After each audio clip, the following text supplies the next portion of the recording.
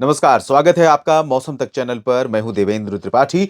दोस्तों, इस समय देश भर में अयोध्या में भगवान राम की प्राण प्रतिष्ठा को लेकर धूम मची हुई है और पूरा देश, देश ही नहीं बल्कि विश्व भर में राम धुन की गूंज है। राम की भक्ति में लोग डूबे हुए हैं और मौका भी, अवसर भी कुछ इसी तरह का है, क्योंकि लंबी प्रतीक्षा के बाद ये शुभ अवसर हमारे सामने आया है।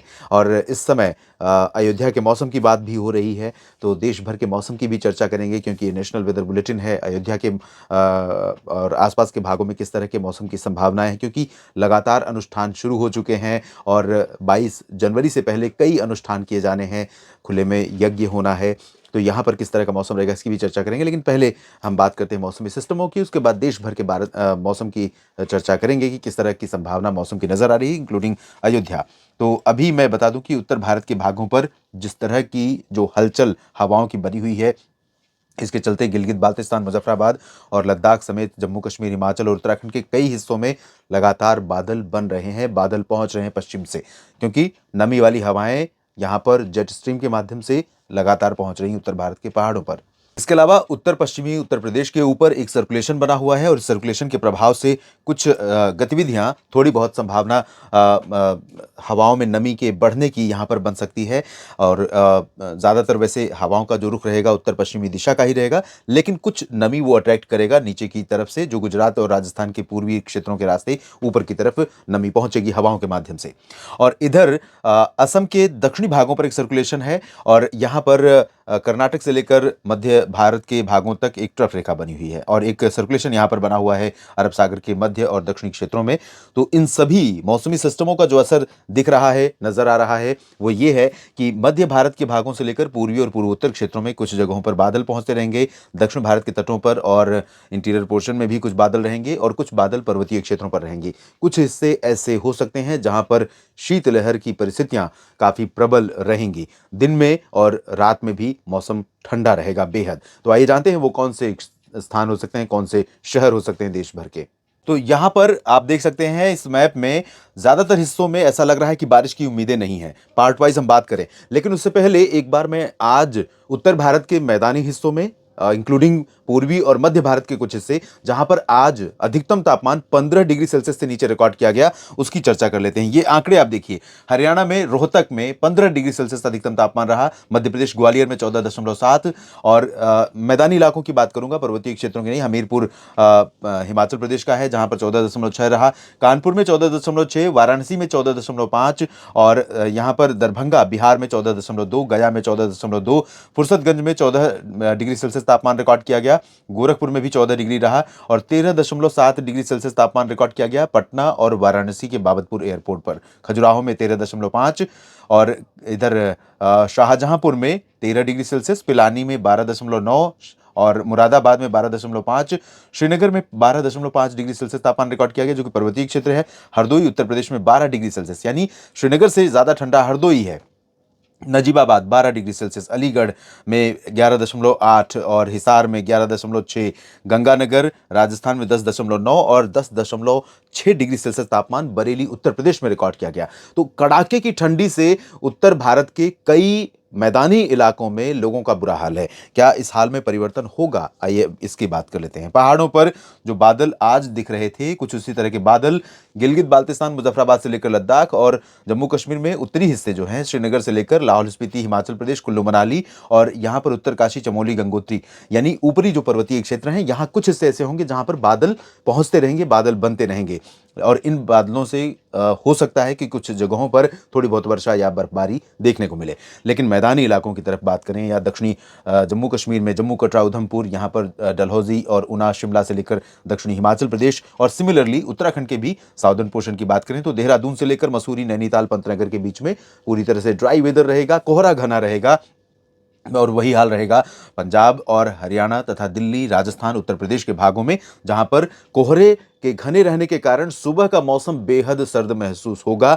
हालाँकि जब ठंडी हवाएँ चलेंगी पश्चिमी दिशा की, तो ये हवाएँ कोहरे को साफ करेंगी और जैसा कि आज के लिए मैंने कहा था, दोपहर के आसपास आसमान साफ होगा और धूप खिलेगी। वो परिस्थितियाँ बनी थी कई जगहों पर, लेकिन ये परिस्थितियाँ फिर से बदल जाएँगी। परिस्थितियाँ फिर से इस तरह की बनेंगी कल के लिए भी, 19 जनवरी के लिए भी, जब आसमान साफ हो जाएगा, धूप का असर पहुँचेगा और लोगों को राहत मिलेगी सर्दी से, लेकिन हवाओं में ठंडक ये बहुत बड़ी राहत देने नहीं देगी, क्योंकि हवाओं में ठंडक जमकर रहेगी। और बारिश की उम्मीदें फिलहाल मैदानी इलाकों में पंजाब में, हरियाणा, दिल्ली, राजस्थान और उत्तर प्रदेश में बिल्कुल नहीं है।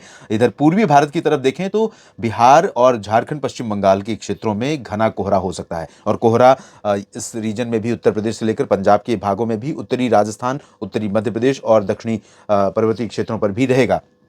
बारिश की उम्मीदें या बादलों की संभावनाएं गया, भागलपुर और दुमका से लेकर कोलकाता तक और कटकपुरी, पारादीप से लेकर बालेश्वर से लेकर रांची तक, इन भागों में कुछ स्थानों पर बादलों के पहुंचने का क्रम रहेगा। लेकिन बारिश की संभावनाएं झारखंड, पश्चिम बंगाल या बिहार में बहुत रिड्यूस हो गई हैं। अब उम्मीदें नहीं है। कोहरा जरूर रहेगा सुबह के समय, क्योंकि यहाँ पर हवाओं की मिक्सिंग है, यानी पश्चिमी दिशा की शुष्क ठंडी हवाएं, चिल्ड विंड्स चल रही हैं और साथ ही साथ यहाँ पर बंगाल की खाड़ी की आर्द्र हवाएं भी हैं जो यहाँ पर कोहरे को बढ़ावा देंगी। तो कोहरा हो सकता है कि यहाँ पर मैदानी इलाकों के, यानी पश्चिमी उत्तर प्रदेश, दिल्ली, हरियाणा, पंजाब की तुलना में यहाँ पर थोड़ा ज़्यादा देर तक कोहरा रहे, पूर्वी उत्तर प्रदेश में भी और बिहार, झारखंड, पश्चिम बंगाल में भी। और इसी वजह से दिन में मौसम काफ़ी ठंडा बना रहेगा जब तक कि कोहरा छंटेगा नहीं, धूप खिलेगी नहीं। पूर्वोत्तर भारत के क्षेत्रों में अगर देखें तो अरुणाचल, सिक्किम, उप हिमालय पश्चिम बंगाल से लेकर असम, मेघालय, नागालैंड, मणिपुर, मिजोरम, त्रिपुरा, यहाँ पर भी शुष्क मौसम लगातार बना रहेगा। और मध्य भारत में गुजरात पर ठंडी हवाएं पहुंचनी शुरू हो गई हैं। कच्छ, सौराष्ट्र और उत्तर पूर्वी रीजन, अहमदाबाद, वडोदरा, मेहसाना, पाटन, साबरकांठा, यहां पर टेंपरेचर में थोड़ा सा गिरावट होने की संभावना मिनिमम में रहेगी।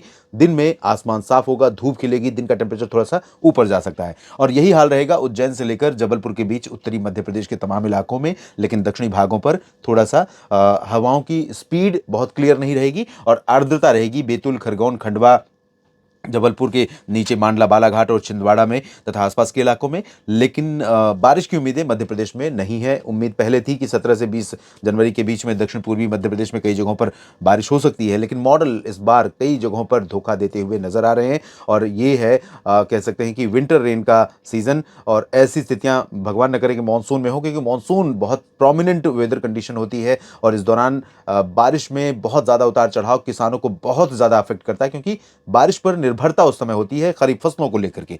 इधर छत्तीसगढ़ और महाराष्ट्र में किसान भाइयों दोस्तों मौसम मुख्यतः शुष्क रहेगा, चाहे वो विदर्भ का रीजन हो, मराठवाड़ा या मध्य महाराष्ट्र और कोंकण, गोवा यहाँ पर बारिश की संभावना नहीं है और ठंडी हवाएं भी यहाँ पर नहीं पहुंचेंगी। तो थोड़ा सा मौसम अपेक्षाकृत नागपुर से लेकर अकोला, वर्धा, यवतमाल, नांदेड़, बीड, जालना, हिंगोली, संभाजीनगर, जलगांव, नंदुरबार, धुले, नाशिक, अहमदनगर, पुणे, सांगली, सतारा, कोल्हापुर, सोलापुर और सिंधुदुर्ग से लेकर पालघर तक, मुंबई समेत ड्राई वेदर रहेगा।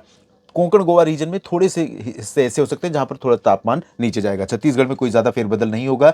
सुकमा, दंतेवाड़ा, बीजापुर से लेकर रायपुर और अंबिकापुर, कोरिया, सरगुजा सभी जगहों पर शुष्क मौसम रहेगा और ठंडी हवाओं का असर उत्तरी क्षेत्रों में कुछ जगहों पर पहुंचेगा। दक्षिणी भागों में मौसम गर्म रहे, अपेक्षाकृत कम ठंडा रहेगा।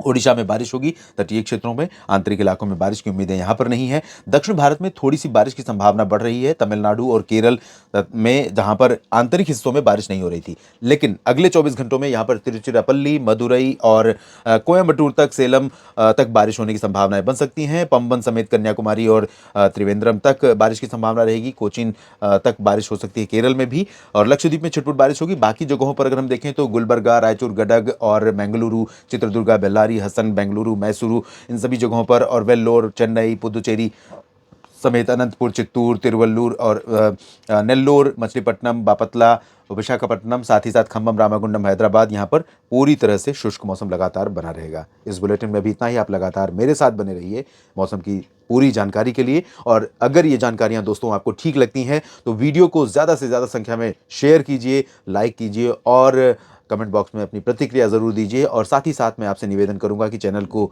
सब्सक्राइब नहीं किया है तो सबसे पहले सब्सक्राइब कर लीजिए और बेल आइकन पर क्लिक कर लीजिए ताकि हर वीडियो का अपडेट अपने आप तक पहुंच जाए। आप सभी का ये वीडियो पूरा देखने के लिए बहुत बहुत धन्यवाद।